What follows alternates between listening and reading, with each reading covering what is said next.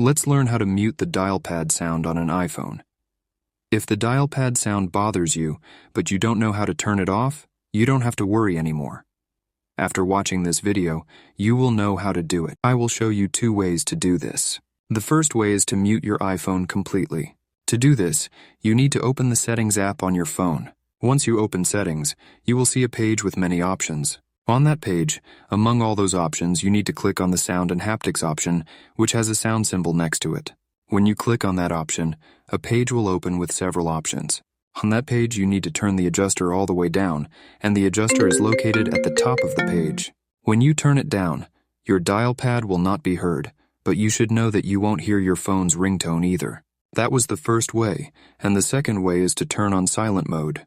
You will do this by moving the button located above the volume buttons on the left side of your phone backward. When you turn on silent mode, your dial pad will no longer be heard. That's it. Those were the 2 ways to mute the dial pad sound on your iPhone. So, thanks for watching. See you in the next video.